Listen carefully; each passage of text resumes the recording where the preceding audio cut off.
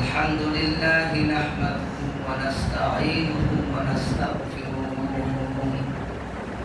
ونؤمن به ونتوكل عليه ونعوذ بالله من شرور أنفسنا ومن سيئات أعمالنا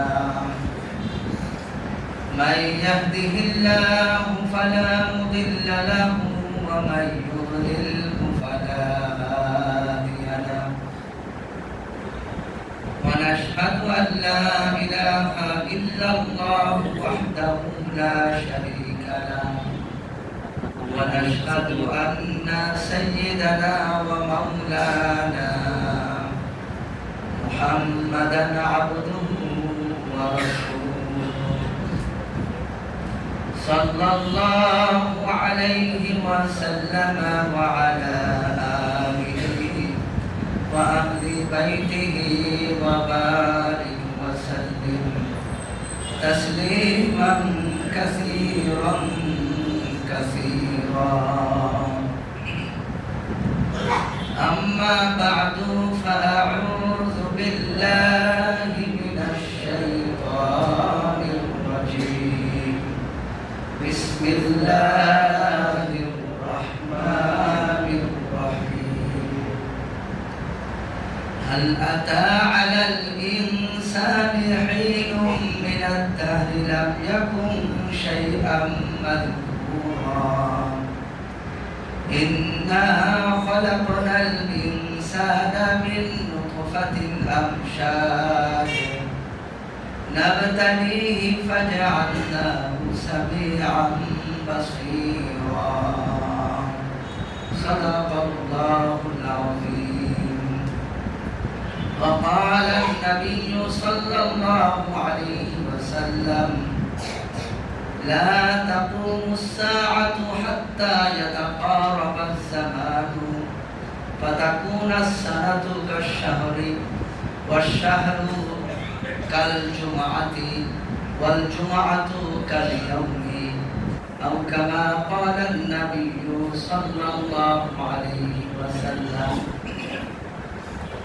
وقال تعالى في شأن حبيبي إن الله وملائكته يصلون على النبي يا أيها الذين آمنوا صلوا عليه وسلموا تسليما اللهم صل على محمد وعلى آل محمد كما صليت على إبراهيم وعلى آل إبراهيم إنك حميد مجيد اللهم بارك على محمد وعلى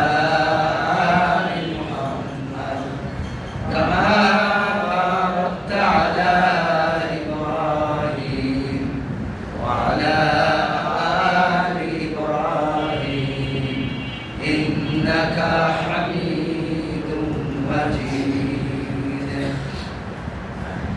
तुम हो महबूब इलाही तुम पे मौजूद वस्फ़ शाही माह से लेता बमाही सबने दी तुम पर गवाही बला वलउला बिकमाली कशफत तुजा बिजमाली हसरत जमीउ खिसाली सल्लू अलैहि वाली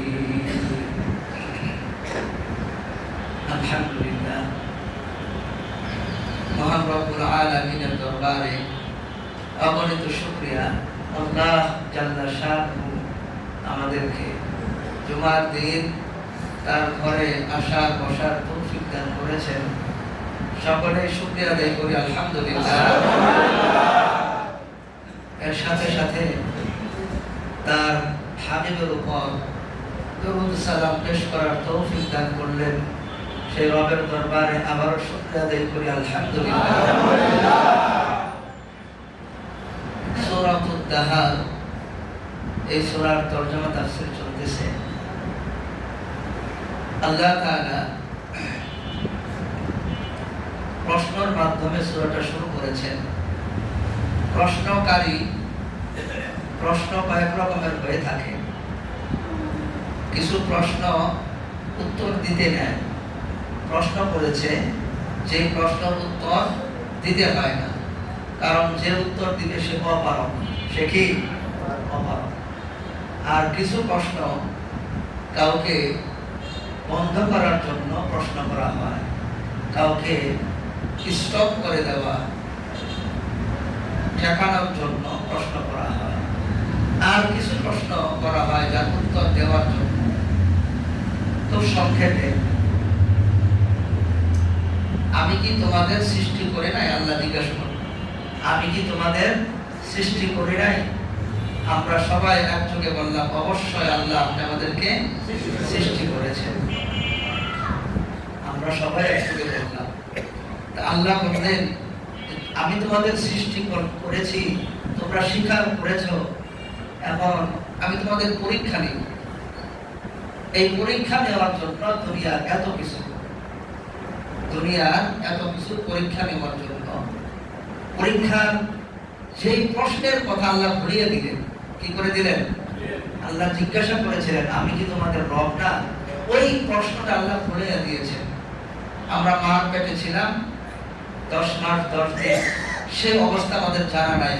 আমরা সুস্থ ছিলাম, ভালো ছিলাম, তারপরেও মনে নাই। জীবনের বহু জিনিস আল্লাহ আমাদের ঘুরিয়ে দেয়। ঘুরিয়ে দেওয়া এটা একটা নিয়ামত। গাড়ির অ্যাক্সিডেন্ট দেখেছে বা খুব ভয় পেয়েছে, এই ভয় তার চোখের সামনে ভাসে, ভয়ে কাঁপতে থাকে, খানা দানা ছুটে গিয়েছে, ঝাড়াইতে আনে, ডাক্তারের কাছে চিকিৎসা করে। কি হয়েছে? বলে প্রচন্ড ভয় পাইছে। ওই ভয় যদি ভুলে না যাইতো, তাহলে তার জীবন অসহনীয় হয়ে যেত, বিপদ আপদ একের পর আসতে থাকতো। এই ভুলে যাওয়া, এটাও আল্লাহ পাকের পক্ষ থেকে একটা নিয়ামত, সুবহানাল্লাহ। তবে এখানে ঘোরানো হয়েছে পরীক্ষা দেওয়ার জন্য। যদি কোনো মানুষকে একবার জাহান্নাম দেওয়া হয়, সে জাহান্নামে যে বলবে, আল্লাহ আমাকে দুনিয়াতে আবার পাঠান, আমি নেক আমল, যত প্রকার নেক আমল আছে, আমি দুনিয়াতে কোনো বাড়ি গাড়ি করবো না, আমি একটা পোশাকে আমার সারা জীবন আমি অতিবাহিত করব, আমার কোনো সম্পদ থাকবে না, সব কিছু আপনার জন্য উৎসর্গ করব, আর একটা বার আবার দুনিয়াতে পাঠান। আল্লাহ যদি ওই ব্যক্তিকে আবার দুনিয়াতে পাঠায়, তখন আবার সে অন্যায় অত্যাচার জুলুম করে করে আবার কিয়ামতের হবে, সেখানে আবার সে অপরাধী হয়ে জাহান্নামে যাবে। তখন তাকে বলা হবে, তুমি না একবার বলছিলা যে আরেকবার দুনিয়াতে পাঠান, আমি সমস্ত নেকের আমল করব। তখন বলা হবে, দুনিয়াতে যাওয়ার পর আমি তো ভুলে গিয়েছিলাম, এর আগে একবার জাহান্নামে আসছিলাম, এটা কি করেছি? ভুলে গিয়েছি। ভুলে দেয় কে? আল্লাহ। জোরে বলেন না কে? আল্লাহ। আল্লাহ। মনের নিয়ন্ত্রণ কে করে? আল্লাহ। এর জন্য ভুলে দিলে তখন দ্বিতীয়বার আবার দুনিয়াতে যদি আসে, তার মনে নাই একবার যে জাহান্নামে গিয়েছিল, ওটা আল্লাহ ভুলে দেবে। ভুলে দেওয়ার পর সে দুনিয়াতে মনে করবে এটাই আমার থাকার জায়গা। কোরআন হাদিসের আলোচনা তার কর্ণকুহরে পৌঁছবে, কিন্তু তার এটা ভালো লাগবে না। সে মনে করবে নগদ উপস্থিত এটাই আমার জন্য আসল। এটা মনে করে আবার সে অত্যাচার, জুলুম, বেনামাজি, বেরোজাদার, এরকম জিকির আজকার, নামাজ থেকে দূরে থাকবে। এইভাবে আবার সে জাহান্নামে যাবে। এটার মেইন কারণ হলো ভুলাইয়া দেওয়া। যদি আল্লাহ আমাদেরকে মনে রাখতেন, আলাস্তু বিরাব্বিকুম ক্বালু বালা, আমি কি তোমাদের রব না? সবাই বলল, তারা বলল, বালা, অবশ্যই আপনি আমাদের রব।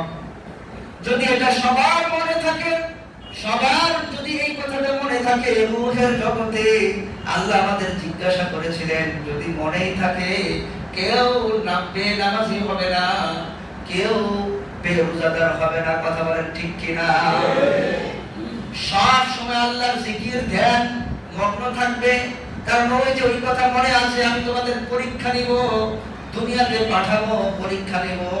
তোমরা যে মুখ দিয়ে বললে হ্যাঁ অবশ্যই আপনি আমাদের রব, তাহলে দুনিয়াতে পাঠাইয়া তোমাদের পরীক্ষা নিব, ওই কথা এখনো যদি মনে থাকে তাহলে কেউ কোনো অন্যায় করবে না। কথা বলেন ঠিক কিনা? আল্লাহ বলে দিয়েছে, জগতের মধ্যে যত সৃষ্টি আছে সকল সৃষ্টির মধ্যে মানুষ এমন এক সৃষ্টি, ইতিপূর্বে মানুষ সম্প্রদায় সম্পর্কে কোনো আলোচনা ছিল না। এই দুনিয়াতে ৫,০০০ বছর আগেও মানুষ ছিল, ১২,৫০০ বছর, ৩,০০০ বছর, এরকম অনেক দীর্ঘদিন ধরে মানুষ, কিন্তু লক্ষ লক্ষ বছর ধরে দুনিয়াতে মানুষ বসবাস করে না। পৃথিবীর বয়স অনেক। ইতিপূর্বে বহু জাতি, হাদিসে বর্ণিত আছে এর মানুষের পূর্বে ৩টা বা ২টা জাতি এই পৃথিবীতে আল্লাহ তাআলা বসবাস করেছেন। ৩টা জাতি ছিল জিনদের ৩টা প্রকার। জিনদের ৩টা প্রকার। প্রথম প্রকার, তারা বিরাট আকারে দেহ ছিল তাদের, এই দুনিয়াতে তারা অবস্থান করতেছিল। মানুষ এই পৃথিবীতে আগমন করবে, এই ২০ তলা ১৫ তলা ৫০ তলা বিল্ডিং বানাইবে মানুষ। এই বিল্ডিং বানানোর সাথে সাথে এগুলা ডেবে যাবে, পৃথিবীর মধ্যে গেড়ে যাবে। এই বিষয়গুলা রব্বুল আলামিন বহু আগেই এগুলা প্ল্যান করেছে। এর জন্য প্রথম সৃষ্টি জিনদেরকে বিরাট বড় শরীর দিয়েছিল। তারা পৃথিবীতে এরকম চলাচল করেছে, এরকম যেদিক দিয়ে হাঁটতো ওই জমিনগুলা কাঁপতে থাকতো। তারা এরকম সারা পৃথিবীর মধ্যে ফিতনা ফাসাদ তৈরি করেছে। নাউজুবিল্লাহ। তাদের মধ্যে নবী ছিল, তাদের মধ্যে আল্লাহ রাব্বুল আলামিনের পক্ষ থেকে প্রতিনিধি ছিল। তারাও তাদেরকে বলেছে আল্লাহকে বিশ্বাস করো, ঝগড়াঝাটি মারামারি করিল না বলেছে। কথা শুনে নাই, ওই জাতিকে আল্লাহ ধ্বংস করেছে। পরবর্তী আরেকটা জাতি লক্ষ লক্ষ বছর থাকার পর আবার তাদেরকে ধ্বংস করেছে। ৩ নম্বরে এই আগুনের সৃষ্টি জিন, তৃতীয় প্রকারের জিন শয়তান জিন, তাদের একটা প্রকার, ইবলিস ইফরিত এদের আরেকটা প্রকার। ১৯ পারার মধ্যে ইফরিত সম্পর্কে বলা হয়েছে, জিনদের একটি দল আছে ইফরিত। এদের শক্তি এত বেশি, বিরাট বড় বিল্ডিং, বড় কোনো স্থাপনা, একটা সেকেন্ডের মুহূর্তের মধ্যে ১০-১৫ মিনিটের মধ্যে অল্প সময়ের মধ্যে তারা এক জায়গা থেকে আরেক জায়গায় নিয়ে যেতে সক্ষম। শত শত মাইল পাড়ি দিয়ে তারা এক জায়গা থেকে আরেক জায়গায় এরকম টেলিপোর্ট করতে সক্ষম তারা। সুবহানাল্লাহ। কি জিন? ইফরিত। এটা দীর্ঘ আলোচনা। তো জিনদের প্রকার আছে। ইফরিত হলো জিনদের মধ্যে সবচেয়ে শক্তিশালী জিন। তো শেষ পর্যন্ত তৃতীয় প্রজন্মের জিন যারা ছিল, তাদেরকে যখন আল্লাহ তাআলা ধ্বংস করার নির্দেশ দিলেন, তাদের ওই তৃতীয় প্রকারের জিনদের মধ্যে অল্প কিছু জিন ছিল যারা আল্লাহর ইবাদত বন্দেগী করত গুহার মধ্যে, সমুদ্রের দ্বীপের মধ্যে। তারা সমাগম থেকে তারা এই দেখলো এখানে অত্যাচার, অনাচার, পাপিষ্ঠতা এখানে ভরে গিয়েছে। এই সমাগমের মধ্যে আমরা আল্লাহর ইবাদত করতে পারি না। তারা সমস্ত সমাগম থেকে, এলাকা থেকে, সেখান থেকে তারা চলে গিয়ে পাহাড়ের গুহার ভিতরে বড় বড় দ্বীপের মধ্যে তারা আশ্রয় নিয়ে সেখানে জিকির আজকার করলো।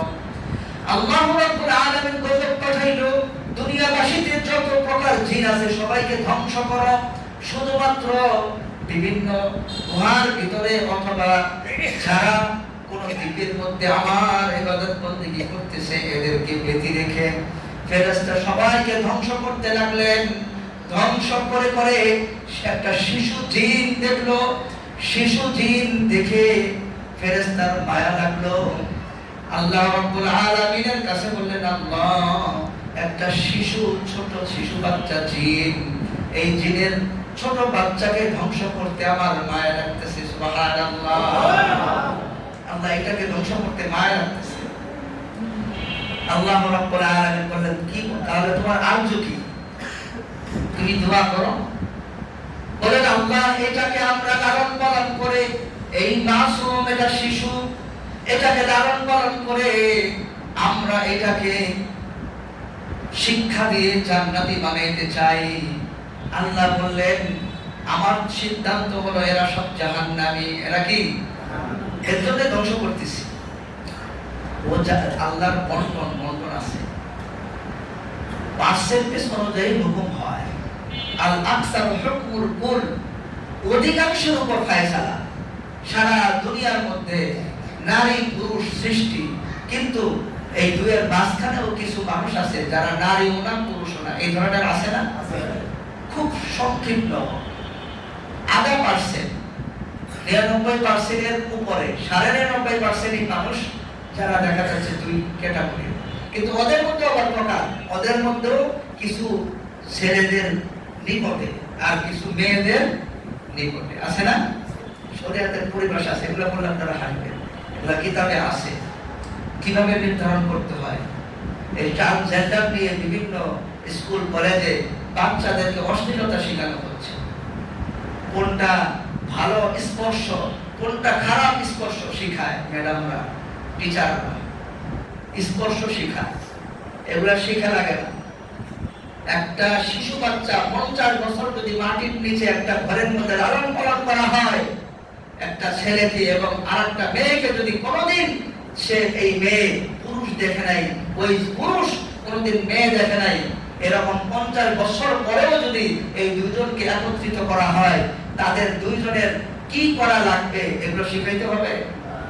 আল্লাহ তাআলা এই মেধা প্রাকৃতিক ভাবে আল্লাহ দান করেছে। আল্লাহু আকবার। এর জন্য আপনার শিখাইতে হবে না অশ্লীলতা, বেহায়াপনার মধ্যে সমাজ ছেয়ে গিয়েছে, গান বাজনা এগুলা ছেয়ে গিয়েছে।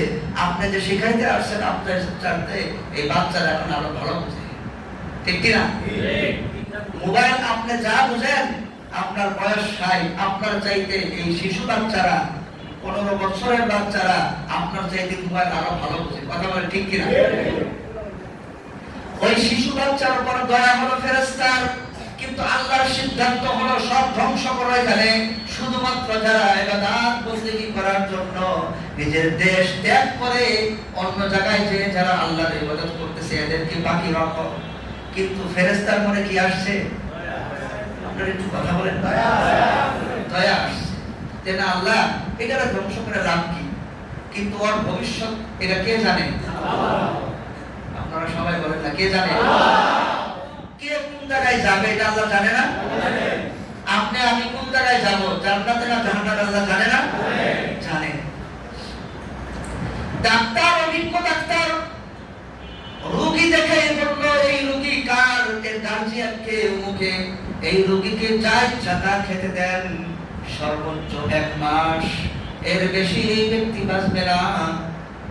1 মাসের বেশি হয়তো বা বাঁচবে না, একে নিয়ে যান হাসপাতালে, রাখার দরকার নেই। ঠিকই 1 মাস পরে মারা গেল। তখন ওই রোগীর যে গার্জিয়ান তারা বলবে ওই ডাক্তারের নামে মামলা করো, সে কেন বললো 1 মাসের মধ্যে মারা যাইতে পারে, আসলেই তো মারা গেল, এই কথা বলবে?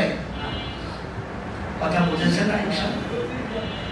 1 মাস ডাক্তার তো অভিজ্ঞ, সে জ্ঞান রাখে, সে পরীক্ষা নিরীক্ষা করে বুঝেছে যে এই ব্যক্তির ভিতরগত অবস্থা, তার কিডনি নষ্ট, তার ভালভ নষ্ট, তার প্যানক্রিয়াস নষ্ট, তার ভিতরে যা আছে, তার রক্তের মধ্যে ক্যান্সার, এখন এই ব্যক্তি বাঁচবে না।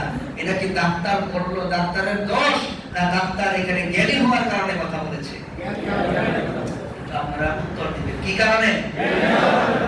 ঠিক রব্বুল আলামিন মহাজ্ঞানী, সবার সব সর্বশেষ যিনি জানেন, সংবাদের শেষ যিনি জানেন, প্রত্যেক বস্তুর শেষ যিনি জানেন, তিনি তাকদীর নির্ধারণ করেছেন, তিনি জানেন কে কোথায় যাবে। আল্লাহ বললেন সব ধ্বংস করো পৃথিবীতে, এই ধ্বংসের পরে আমি নতুন এক সৃষ্টি আনবো, যে সৃষ্টি এমন এক সৃষ্টি, যে সৃষ্টির নাম হবে ইনসান। কি আসবে? ইনসান। এদেরকে ধ্বংস করো। কিন্তু ফেরেশতা বললো আল্লাহ এই শিশু জিনের উপর মায়া লাগে। আল্লাহ বলেন ঠিক আছে, মায়া লাগতেছে তোমার, আচ্ছা তুমি একে লালন পালন করো। ফেরেশতা নিয়ে আকাশে নিয়ে গেছে, কোথায় নিয়ে গেছে? আকাশে নিয়ে তাকে ইবাদত বন্দেগী শিখাইলো, এত ইবাদত বন্দেগী করাইলো, এই পৃথিবীতে আগাইয়া নামাজ পড়ায়, জায়গায় জায়গায় নামাজ পড়ায়। হাদিসে আছে জমিনের প্রত্যেকটা জায়গায় জায়গায় ওই শিশু বাচ্চাটা দিয়ে সিজদা করাইছে আল্লাহকে, আল্লাহু আকবার, সব জায়গায় সিজদা করাইছে। ইবাদত করাইতে করাইতে শেষ পর্যন্ত তার উপাধি আসে। উপাধি কি উপাধি আছে না? আমাদের দেশে যারা মুক্তিযুদ্ধ করেছে তাদেরকে আমরা কি বলি? মুক্তিযুদ্ধ একটা উপাধি, ফ্রিডম ফাইটার আমরা বলি। এরকম উপাধি যে উনি আবেদ। এই শিশু বাচ্চার নাম কি হইল? আবেদ। আকাশের হাজার লক্ষ লক্ষ ফেরেশতারা দেখলেই তাকে আবেদ বলে। ওই যে একজন আবেদ ব্যক্তি ইবাদত করতে করতে আল্লাহর নৈকট্য পেয়ে গিয়েছে, আবেদ ব্যক্তি, সারা আকাশের মধ্যে সুনাম আর সুনাম তার। এরপর ফেরেশতারা বলে, আল্লাহ দেখছেন, আপনি ধ্বংস করতে বলেছিলেন, আপনি নিঃশেষ করে দিতে বলেছিলেন, দেখেন আমরা এই শিশু বাচ্চাকে সুশিক্ষা দিয়ে আবেদ বানিয়ে ফেলেছি। আল্লাহ একে দ্বিতীয় আসমানে নিয়ে যায়। দ্বিতীয় আসমানের আরো কিছু অনেক জ্ঞান, যে জ্ঞান সম্পর্কে আর ধারণা নাই, তাকে অনুমতি দিলে আল্লাহ বললেন, যাও নিয়ে যাও। দ্বিতীয় আসমানের মধ্যে তাকে নিয়ে যেয়ে সেখানে তাকে শিক্ষা আর জ্ঞান দিতে শুরু করলো। ফেরেশতাদের কাছে শিখে শিখে এমন অবস্থা তার হলো, সারা দ্বিতীয় আকাশের ফেরেশতারা বলল, এ আবেদ শুধু নয়, সে জাহেদ। সে কি? জাহেদ। এত জ্ঞানী, মহাজ্ঞানী, সে জাহেদ। সকল ফেরেশতারা জাহেদ জাহেদ বলে ডাকে। এইভাবে এক এক আকাশে যেতে যেতে শেষ সপ্তম আসমানে ফেরেশতারা নিয়ে গেল। ফেরেশতারা বলে, আল্লাহ আপনি ধ্বংস করতে বলেছিলেন, দেখেন এই বাচ্চাটা জাহেদ হয়েছে, এখন হয়ে গেছে মুআল্লিমুল মালায়েকা, ফেরেশতাদের উস্তাদ। আল্লাহ একে আমরা উপাধি দিতে চাই। কি উপাধি? আযাযিল। কি নাম? আযাযিল উপাধি দিতে চাই। এরপর ফেরেশতারা বলে, আল্লাহ একটা আবদার আছে আপনার আরশের মধ্যে, আরশের নিকটে কোন সম্মানজনক কোন স্থান যদি থাকে তাহলে এই বাচ্চাকে আপনি দান করেন। ফেরেশতাদের এত মায়া লাগে কেন? হাদিসে আছে, এই দুনিয়াতে কোনো বান্দা যখন আল্লাহর ইবাদত বন্দেগী করে, যখন কোরআন তেলাওয়াত করে, তখন এক ধরনের ফেরেশতা আছে যারা কোরআন তেলাওয়াতকারীর ঠোঁটে ঠোঁট লাগায় থাকে, আল্লাহু আকবার, ঠোঁটে ঠোঁট লাগায় থাকে, আর কোরআন তেলাওয়াত শুনতে থাকে, পাগল করা হয়ে যায় যখন কোরআন তেলাওয়াত করে। কারণ কোরআন কার কার কথা? আল্লাহ। যদি বলেন না কার কথা? আল্লাহ। নেকি লেখার জন্য একদল ফেরেশতা, ওই যে আছে না, আউযু বিল্লাহিস সামিউল আলিম মিনাশ শাইতানির রাজীম, আমরা পড়ি ফজরের পরে, মাগরিবের পরে। এই ফেরেশতারা নেকি লেখার জন্য কি হয়ে যায়? ব্যতিব্যস্ত হয়ে যায়। পড়বেন সূরা হাশরের শেষ দিনে, কত সুন্দর অর্থ। আর কিছু পণ্ডিত মানুষ আছে কয় সহিহ হাদিস। সহিহ হাদিস কাকে বলে বলো দেখি? কোনটা সহিহ হাদিস, কোনটা সহিহ হাদিস? সহিহ হাদিস কয় প্রকার? কিছুই জানে না। সহিহ কেন হলো, কে বলেছে হাদিস সহিহ, আর কে বলেছে সহিহ, কি কারণে বলেছে, কিছুই জানে না। শুধু টিভি দেখা আর ইউটিউব দেখা এলাকাটা করতেছে। আমরা কোন আবু হানিফা মানি না, মাযহাব মানি না, আমরা কোরআন হাদিস মানি। এই কোরআনে কোন জায়গায় আছে নামাজের কথা? জুমার নামাজ কোন জায়গায় আছে? তুই কোরআন থেকে বের কর। ঠিক কি না? পারবে কোরআন থেকে বের করতে? কয়েকজন মানুষ আছে কোরআন দেখে বের করবে, নিজে নিজে চলতে সক্ষম, যে কোরআনে অমুক জায়গায় নামাজের কথা, 5 ওয়াক্ত নামাজ 4 রাকাত পড়তে হবে, অমুক জায়গায় 2 রাকাত পড়তে হবে, হাদিস কোরআন সামনে দিয়ে দিলে বের করতে সক্ষম? আপনারা কথা বলেন না কেন? সাধারণ মানুষ বের করতে সক্ষম না। অনেক ছোট ছোট সাধারণ আলেমও তারা এরকম বের করতে সক্ষম না। কোরআনের প্রত্যেকটা বিধান, শত শত 22 লক্ষ হাদিসের বিধান, এগুলো বের করতে সক্ষম নয় মানুষ। তাই আমরা কোরআন মানি, হাদিস মানি, অন্য কোনো মাযহাব মানি না। তাহলে কোরআন কিভাবে মানুষ? তুই কোরআন তো তেলাওয়াত তোর শুদ্ধ হয় না, তোমার তো তেলাওয়াত শুদ্ধ হয় না। এখন কোরআন শরীফ খুলে দিলাম, কোরআন শরীফ থেকে বের করো 5 ওয়াক্ত নামাজ বের করো। আর দাঁত ভেঙে যাবে। কথা বলেন ঠিক কিনা? কোরআন থেকে বের করতে পারবে না। হাদিসের কিতাব পড়ে এনে দিব, বুখারী, নাসাই, তিরমিজি, আবু দাউদ বের করো, ইবনে মাজাহ, ও কোরআন থেকে হাদিস থেকে 5 ওয়াক্ত নামাজ সাবিত করতে পারবে না। ও কোরআন হাদিস থেকে নিজে নিজে কোন মাসআলা বের করতে পারে না, আর সে বলে হাদিস মানে কোরআন মানে। তাহলে কিভাবে মানুষ? তুই তো মানুষ ওই যে ইউটিউবের একজন ব্যক্তিকে, কথা বলেন ঠিক কিনা? তাহলে ইউটিউবের ওই ব্যক্তিকে না মেনে আবু হানিফাকে মানো, কথা বলেন ঠিক কিনা? কারণ তার মাসআলা 1200 বছর যাবত ওই প্রত্যেকটা মাসআলা যাচাই বাছাই হয়েছে। এখন নতুন করে যাচাই করার দরকার নাই। আর তোমার যে শায়েখ আছে, ও নিজে নিজে কোরআন পড়লো, হাদিস পড়লো, যা বুঝলো এটা তোমাকে বুঝাইলো, সে ভুলও তো বুঝতে পারে, কথা বলেন ঠিক কিনা? ও এখন একটা মাসলা বুঝলো কোরআন হাদিস পড়িরা, আর যারা 6 লক্ষ হাদিস মুখস্থ করে, 20 লক্ষ হাদিস মুখস্থ করেছেন ইমাম মুহাম্মদ রাহমাতুল্লাহি আলাইহি, ওনারা 20 লক্ষ হাদিস মুখস্থ কইরা একটা ফতোয়া দিল, আর তোমার ওই শায়েখের তো 200 হাদিস মুখস্থ পারে না, কথা বলেন ঠিক কিনা? আপনারা কি রাগ করতেছেন নাকি? না, 200 হাদিস শোনাটা সহজ সহজ। ওই এখনকার মানুষগুলো বেশি জ্ঞানী। এখনকার মানুষ যদি বেশি জ্ঞানী হয়, তাহলে এখনকার মানুষ 100টা হাদিস মুখস্থ শোনা। এখনকার মানুষ 1000 হাদিস মুখস্থ পারলে শোনা। সারা বিশ্বের মধ্যে মেধা ধ্বংস হয়ে যাচ্ছে, মেধা নাই, বিজ্ঞানীরা ভয় পেয়ে যাচ্ছে। কি কারণে? মানব সম্প্রদায়ের মেধা চলে যাচ্ছে। তখনকার মানুষ এই একটা শব্দ কম্পিউটারে লিখলেই 1000 শব্দ বের হয়ে যাইত। একটা শব্দ কত হাদিস এখন একত্রিত করা যায়, এখন মুখস্থ কর। এই নামাজের বিষয়ে সার্চ দিলে নামাজের বিষয়ে 2000 হাদিস এসে গেছে। তা 2000 হাদিস এসে গেছে, 2000 হাদিস মুখস্থ করো। কারেন্ট চলে গেছে, এখন আর এলএমএস চলে গেছে। আপনারা একটু কথা বলেন না। কারেন্ট চলে গেছে, বড় সাহিত্য কম্পিউটার নিয়ে পড়ছে, হঠাৎ করে কারেন্ট চলে গেছে। এখন তার মেধা তো নাই, এখন আর মুখ দিয়ে কিছু বাইরে না, ওই মেধা শেষ।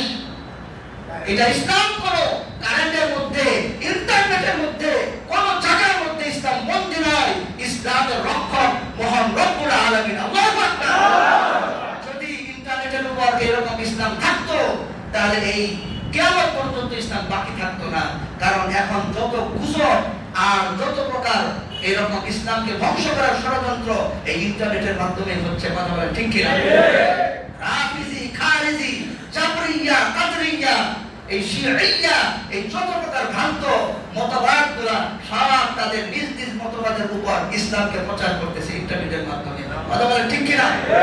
এর জন্য ইসলাম হলো এমন স্বকীয় বিধান যেটা প্রাকৃতিক ভাবে থাকবে, কোন ইন্টারনেট, কোন কারেন্টের উপর এটা নির্ভর করবে না। এমন প্রাকৃতিক ভাবে থাকবে যে প্রাকৃতিকে কেউ কোনোদিন ধ্বংস করতে পারে না। আল্লাহু আকবার। পরমাণু বোমা নাগাসাকি আর হিরোশিমার মধ্যে ফেলেছিল, বিজ্ঞানীরা ধারণা করেছিল মনে হয় এনে 1000 বছর ধরে এখানে কোনো ঘাস উৎপন্ন হবে না, এটা ধারণা করেছিল। কিন্তু দেখে অল্প দিনের মধ্যে সেখানে আবার নতুন করে সবুজ ঘাস অঙ্কুরিত হয়ে আবার প্রাকৃতিক শক্তি সমস্ত বিষাক্ত পদার্থগুলা এগুলা নিঃশেষ করে দিচ্ছে। আল্লাহু আকবার। পৃথিবীর জলবায়ু পরিবর্তন, সারা বিশ্ব বিজ্ঞানীরা চিন্তিত, জলবায়ু পরিবর্তন, পৃথিবী ধ্বংস হবে 2019 সালে ডেট দেয়। আর আমরা বলেছি ডেট দেওয়ার ক্ষমতা কারো নাই, কিয়ামত কবে হবে এই বিষয়ে রব্বুল আলামিন ছাড়া আর কারো ক্ষমতা নাই কবে কিয়ামত হবে, কথা বলেন ঠিক কিনা? ওরা ডেট দেয়, ভয় পায়। এখন বিজ্ঞানীরা বলতেছে পৃথিবী রিস্টার্ট নিতে সক্ষম। আল্লাহু আকবার। এই দুনিয়া নিজেকে নিজে নতুন করে মডিফাই করতে, জাস্টিফাই করতে, রিস্টার্ট দিতে সক্ষম। এই পৃথিবীর প্রকৃতি এমন এক মহাশক্তি এই পৃথিবীর প্রকৃতিকে নিয়ন্ত্রণ করতেছে। সেই মহাশক্তি কে তা আমরা জানি না, তবে পৃথিবী নিজেই নিজেকে ঠিক করতে সক্ষম। আল্লাহু আকবার। তাই যে হাল আতা আলাল ইনসান হাইনুম মিনাদ দাহরি লাম ইয়াকুন শাইআন মাযকুরা। আল্লাহ নতুন এক সৃষ্টি বানাবে, ফেরেশতারা শিশু বাচ্চার উপর মায়া করলো, মায়া করে তাকে যখন নিয়ে গেল আকাশে আরশের কাছে, সেখান থেকে এই ব্যক্তি ওই আযাজিল হয়ে গেল। কি নাম? আযাযিল সেই শিশু বাচ্চা শেষ পর্যন্ত তার পরবর্তী শেষ নাম কি হয়েছে? এরপরে কি হয়েছে? সবাই বলেন না ইবলিস। কি হয়েছে? ইবলিস। ওই মানুষের স্ট্রাকচার দেখে সে ভিতরে ঢুকে টোকা দেয়, মানে থুতু নিক্ষেপ করে আর বলে এটা আল্লাহর কি সৃষ্টি, এত মহাজ্ঞানী। তো মহাজ্ঞানী অনেক জানে, তার মূল্য আল্লাহ পাকের কাছে নাই, কারণ যে গভীরভাবে জানে। বলেন কিভাবে জানে? প্রত্যেকটা এলিমের মধ্যে গভীরতা আছে। আপনি যদি গভীরভাবে একটা বিষয়কে এরকম অবলম্বন করেন, গ্রহণ করেন, গভীরভাবে সুচিন্তিত, তাহলে আল্লাহ তাআলা ওটার মূল এলেম আপনাকে দান করেন। আর যদি অনেক জানে, যেটা জিজ্ঞাসা নবীজি সাল্লাল্লাহু আলাইহি ওয়াসাল্লাম বলেছেন, আমার উম্মত যখন অনর্থক জিনিস জানতে থাকবে, তখন এই দুনিয়া তাদের চোখের সামনে থাকবে আর আখিরাত তাদের কাছে নিকৃষ্ট খারাপ মনে হবে। আজকে 24 ঘন্টা মানুষ এরকম অনর্থক এলেন, অমুকটা কেমনে বানায়, অমুক মেশিন কেমনে চলে, অমুক খেলা কিভাবে হয়, এরকম অনর্থক জিনিস আমরা হাবুডুবু খাচ্ছি, যার কারণে আমাদের আখিরাত ভালো লাগে না, আখিরাতের কথা শুনতে ভালো লাগে না। নবীজি বলেছেন, আমার উম্মত যখন অনর্থক এলেম, যে এলেমের কোনো প্রয়োজন নাই, এলেম শেখার মধ্যে নিয়ম আছে, যে এলেম আমার প্রয়োজন নাই ওই এলেম আমি শিখতে পারবো না। কিন্তু এখন মানুষ অনেক জানে, কিন্তু আমলে আল্লাহ রাব্বুল আলামিন, দেখেন আল্লাহর যে ফয়সালা, ওই শিশু বাচ্চা আল্লাহ ধ্বংস করতে বলেছিল, কিন্তু ফেরেশতারা ধ্বংস করে নাই। শেষ পর্যন্ত তার ঠিকানা কোথায় হবে? সবাই বলেন না কোথায়? জাহান্নাম হবে। কারণ সেই ইবলিস শয়তান, সে অহংকার করে সে ধ্বংস হয়ে গেল। আল্লাহ তো শিশুকালেই তাকে মারতে বলেছিল, কিন্তু ফেরেশতারা মায়া দেখাইছে। এর জন্য কে কোথায় যাব এটা আল্লাহ তাআলা ভবিষ্যৎ সবই জানে। আল্লাহ ভুলাইয়া দিয়েছে মানুষকে।